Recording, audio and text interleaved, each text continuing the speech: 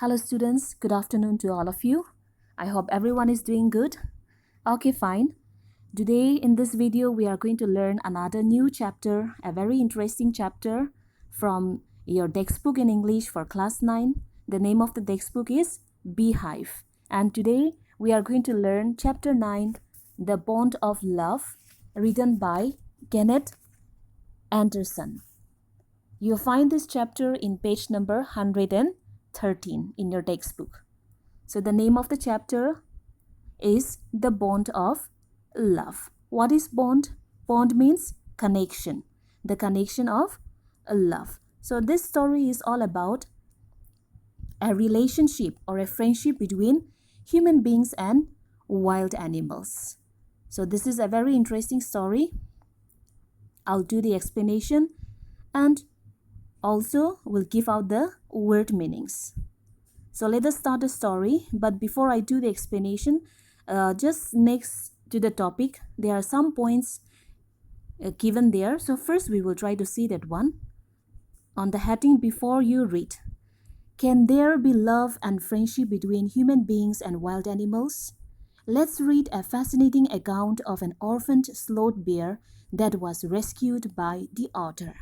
So here, the narrator or the author is asking a question whether can there be love and friendship between human beings and wild animals. Yes, of course, there can be a very true friendship between human beings and wild animals because animals too have got emotions, and if we can understand their emotions, surely we can build up a very true relation or a friendship with them, that is the wild animals. So the bond of love, okay, this is a story about a connection or a friendship between human beings and wild animals. So let's read a fascinating account of an orphaned sloth bear that was rescued by the author.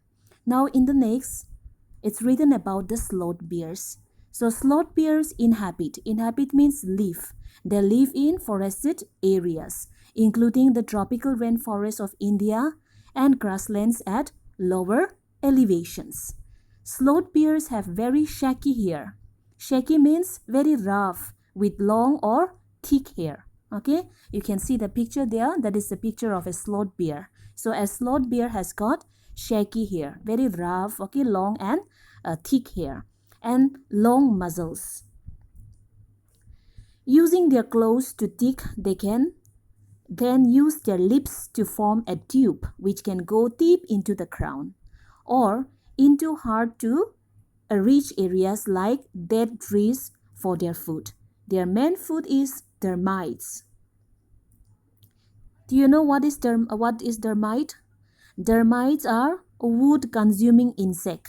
Okay, so that is their main food. The sloth bears, they eat the termites, or their main food is termites. You can hear them suck up their food for several feet away. The way they suck up their food, the sound can be heard from several feet away. So these are some informations given about sloth bears. So I hope you have already understood about the sloth bears and where do they live, or what type of animals they are, and what do they eat, okay, how they are. It's given here in short, but it's very clear. Okay, so now let us start the chapter. I'll do the explanation. It is given in number wise. Let us see the number 1 first. I will begin with Bruno, my wife's pet sloth bear. I got him for her by accident. 2 years ago, we were passing through the sugarcane fields near Mysore. People were driving away the wild pigs from the fields by shooting at them. Some were shot and some escaped. We thought that everything was over when suddenly a black sloth bear came out panting in the hot sun. So, I means the narrator, okay, or the author, the one who is narrating the story. So, the narrator here says that he will begin with Bruno. Now you might be wondering who is Bruno, right? So Bruno is the narrator's wife's pet. That is the sloth bear. So she has given a name to that sloth bear, that is Bruno. Okay, so now the narrator wants to talk about his wife's pet, that is sloth bear, who is called by the name Bruno. So he says that he got this prono for her by accident. By accident means by chance.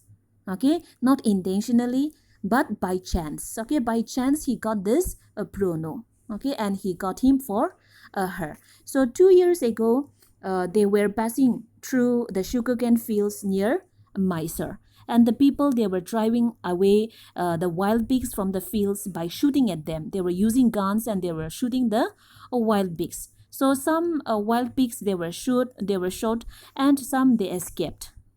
Okay, and they thought that everything was over, but suddenly a black sloth bear came out panting in the hot sun. Panting means, okay, taking a very deep breath. Okay, a very deep short breath. So there came a sloth bear. They were passing through that sugarcane fields near Mysore. Okay, so as they were going through that one, they had seen that some were shooting them, okay, with their guns, and they thought that everything was over. But suddenly they saw a black sloth bear coming out panting in the hot sun. Now number 2, now I will not shoot a sloth bear when lonely, but unfortunately for the poor beast, one of my companions did not feel that way about it and promptly shot the bear on the spot. When lonely means for no good reason. So now the narrator decided that he will not shoot a sloth bear just for without any reason. Okay, but unfortunately for the other piece, okay, for the other piece, that is the wild pigs, what happened is that one of his companions, they did not feel the same thing that he had felt for the wild animals. Without any reason, he don't want to shoot the wild animals. In case if the wild animals try to attack him, to defend himself, okay, he can shoot them. But without any reason, he don't want to shoot down any wild animals, don't want to kill any of the wild animals. But his companions, those who were with him, they did not feel the way about it. And so they kept on shooting the wild animals. And also, when they saw the sloth bear, they shot the bear on the spot. Now number 3, as we watched the fallen animal, we were surprised to see that the black fur on its back moved and left the prostrate body. Then they saw that, okay, and they were watching that. So they watched the fallen animal. Why was the animal falling down? Because the animal got shot. The sloth bear. Okay, so they were surprised. As this sloth bear was falling down, they were surprised to see something black, okay, some black fur on its back, and the black fur was moving. There was something on his back, and it was moving and leaving the prostrate body. Prostrate means lying on the ground facing downward, because the bear, okay, the bear is already shot, okay, and the bear is already dead. And so at that time they saw something like black fur on its back, and it was moving and it was leaving the prostrate body. Then we saw it was a baby bear that had been riding on its mother back when the sudden shot had killed her. The little creature ran around its prostrate parent, making a pitiful noise. So what was that small black fur? It was none other than a baby bear. Okay, they saw that it was a baby bear, and the sloth bear which they had shot down was a mother bear. Okay, a mother bear, and the mother bear was carrying that baby bear on her back. And so when the mother was killed, the baby got frightened, and the baby was trying to escape from them. Okay, because they had already killed the mother. Okay, so the little creature ran around its prostrate parent, making a pitiful noise. The baby bear was making a very beautiful, not beautiful, it's beautiful, okay, beautiful noise, and was trying to escape from their hands. Okay, so now number 4. I ran up to it to attempt a capture. It scooted into the sugarcane field. Following it with my companions, I was at last able to grab it by the scruff of its neck while it snapped and tried to scratch me with its long hook claws. So the narrator saw that it was a baby bear, and others also they saw. So the narrator ran up to catch that baby bear, but it scooted. Scooted means ran away. It ran away into the sugarcane field, and they followed. Okay, his companions and he, the narrator, they followed the baby bear, and at last, okay, he was able to catch that baby bear by the scruff of its neck. Scruff means loose skin at the back of the neck. You might have also done when you catch hold of a kitten. Okay, a kitten, how do you hold it?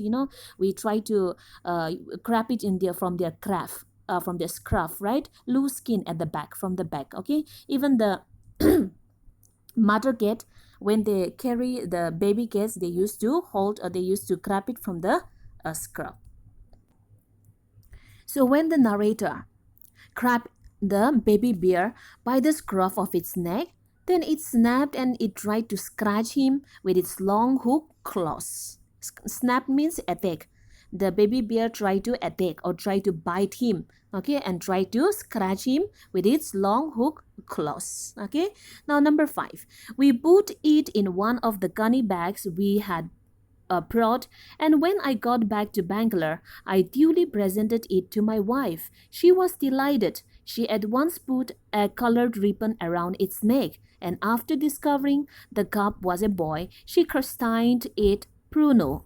So the narrator and his companion, they got the sloth bear and they put it on one of the gunny bags. Gunny bags, it is a bag, okay, which is made by jute. Okay, so they had put the baby bear in the gunny bags and they brought it.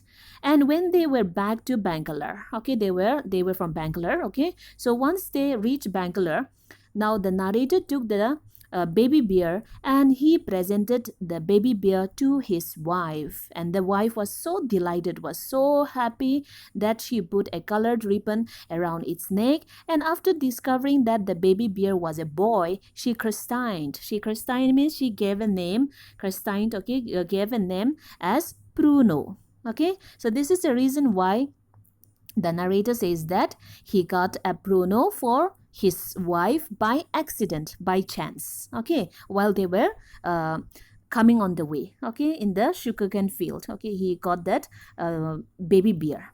Now number 6, Bruno soon took to drinking milk from a bottle.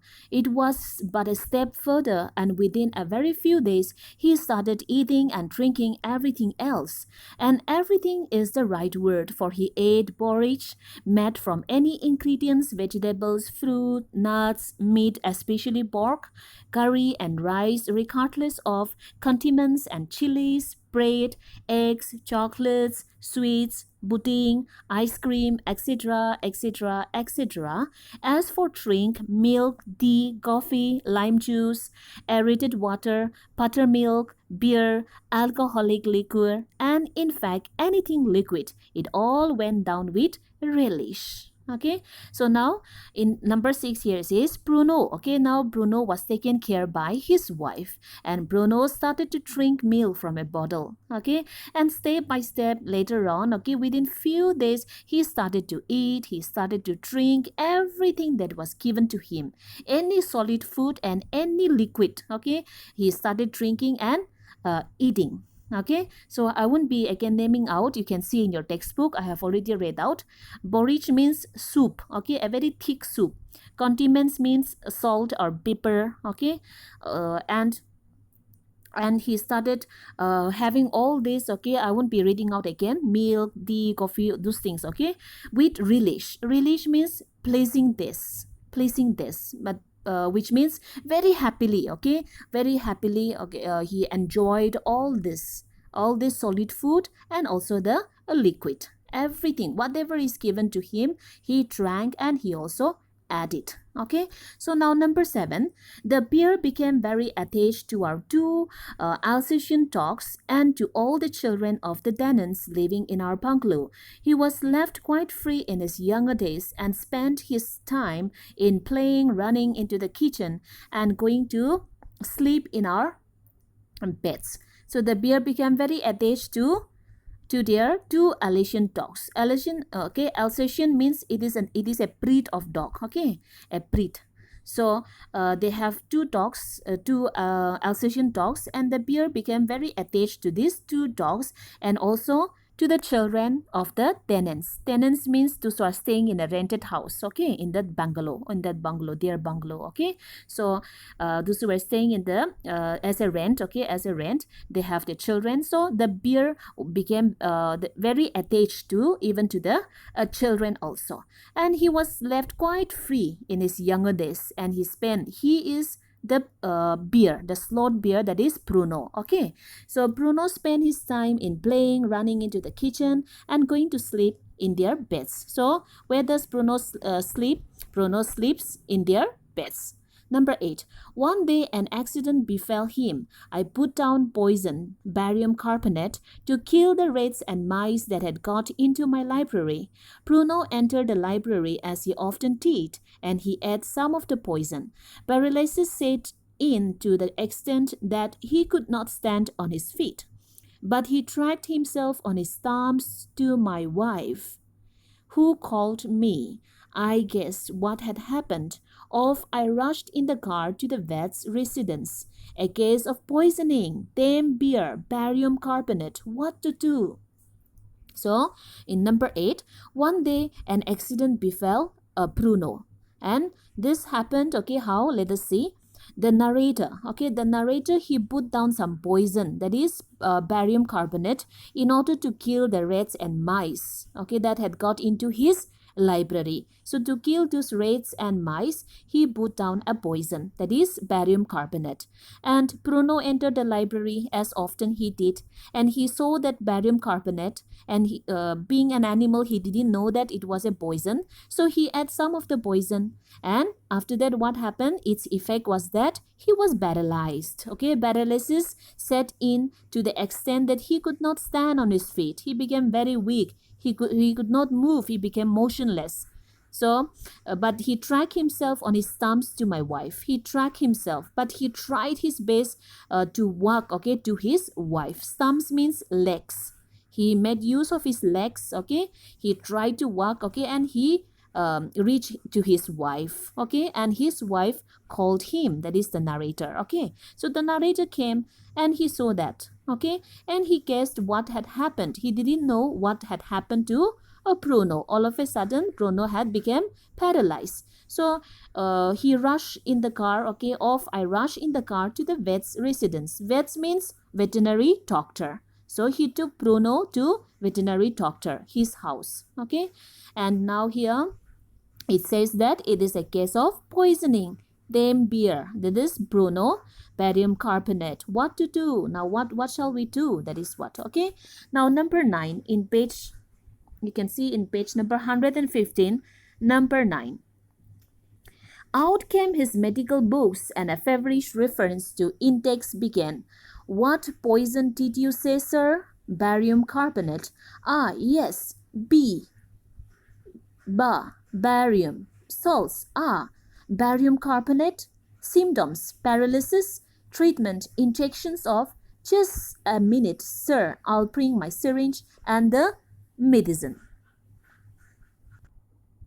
So, as soon as the narrator took the Bruno to the veterinary doctor to his residence, the veterinary doctor, he came out with his medical books, and he was trying to search out, what poison did you say, sir? This is said by the doctor, okay, barium carbonate. So he is searching that, okay. He wanted to see the symptoms, okay, what kind of a poison it is, what is its effect, okay. He wanted to find out. So first he took a page, okay, with a letter B, and after that he searched BA, like the way we search words in the dictionary, right? So after that he got barium, salts.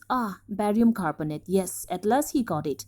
And he saw the symptoms, and the symptoms are paralysis. Yes, Bruno was paralyzed, right? So paralysis, and the treatment is injections, has to be given injection. So the doctor says to wait for a minute because he wanted to bring syringe and the medicine. Syringe means here it is talking about the injection. Okay, so a dash back to the car. Bruno still floundering about on his thumbs, but clearly weakening rapidly. Some vomiting, heavy breathing with heavy flanks and gaping mouth. Floundering means struggling to move. So he dashed back to the car. Okay, Bruno still floundering. Bruno was still floundering, struggling to move his legs and clearly weakening rapidly. Very quickly, okay, very fastly he was becoming weak, and he was also vomiting, and he was having a heavy breath. He was taking a very heavy breathing with heaving flanks and gaping mouth. Heaving flanks means here, flanks means flash between the last rib and the hip, okay, at the side. Okay, so he was breathing and very heavily.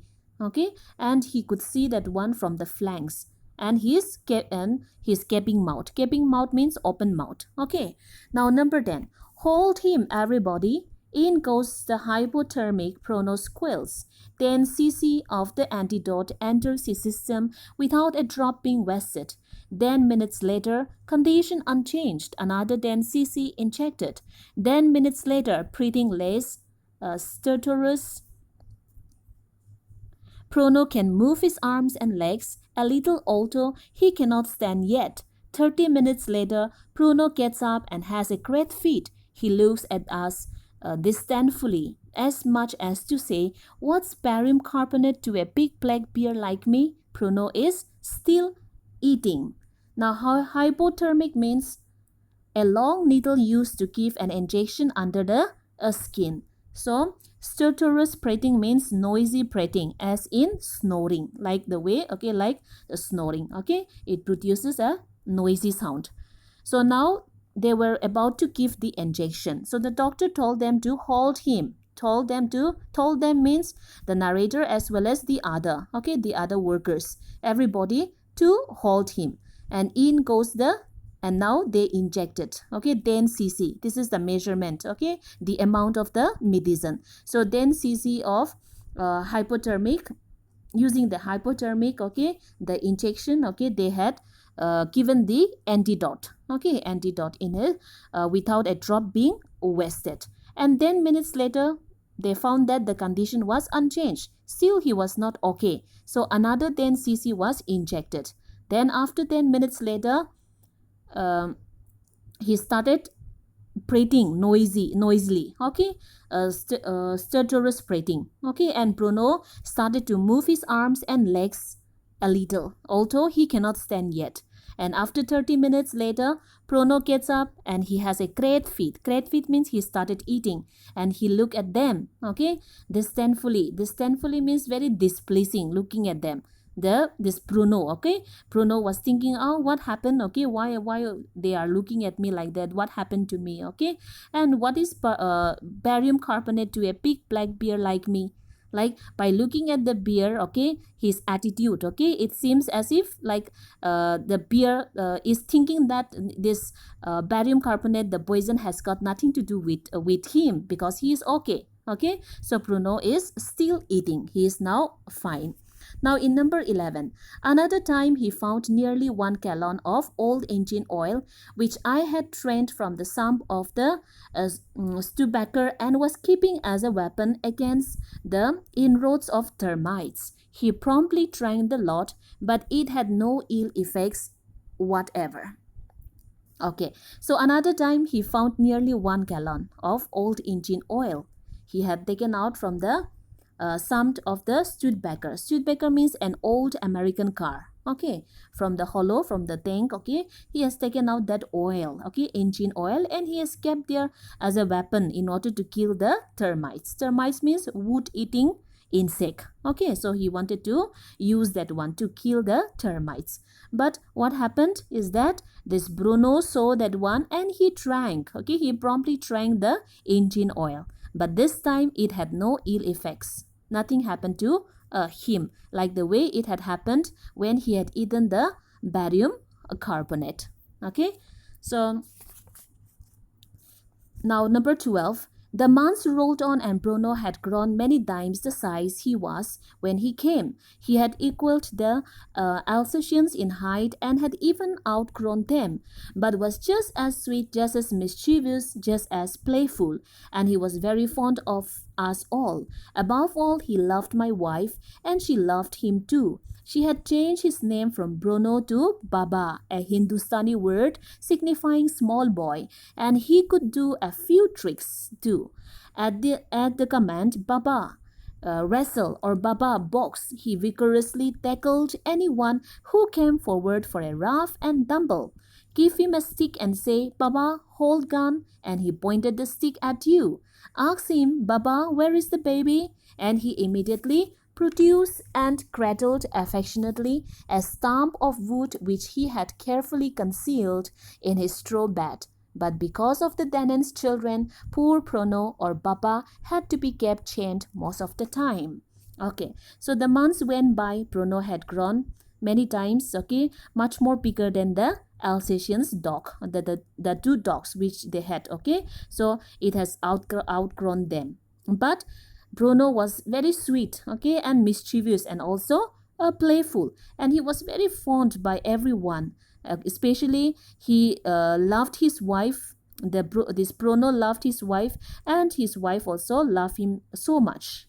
Okay, and his wife changed his name from Bruno to Baba, and this word Baba is a Hindustani word signifying a small boy. It's not just an animal, but she had considered him as her own son, and she loves him so much. Okay, and this Baba was a very jolly kind of animal, and he played some few tricks. When a person give a command to Baba, wrestle or box, then what he will do, he will vigorously tackle anyone who came forward for a rough and tumble. He will try to wrestle with that person. Okay, and if this bear, the slot bear, that is Baba, now Bruno and Baba is same, okay, don't confuse.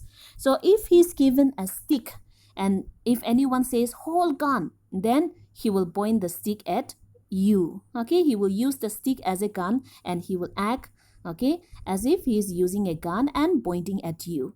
And if he is asked, Baba, where is the baby? Then he will immediately produce, okay, he will immediately bring a stump of wood, a log of wood, okay, and he will wrapped, okay, the stump of wood with his hands, okay, he will cover up with his arms, okay, and he will take care as if the stump of wood is a baby. Okay, so these are a few tricks that Baba can do.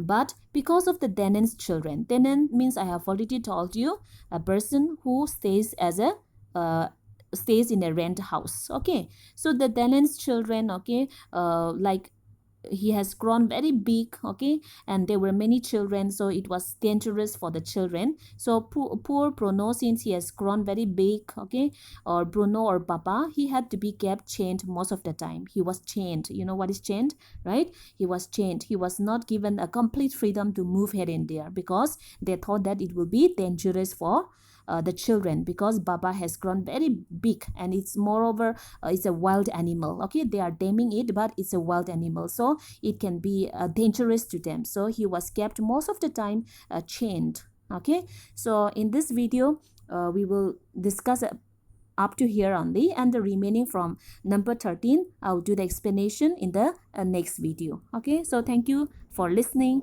and watching this video. Thank you so much.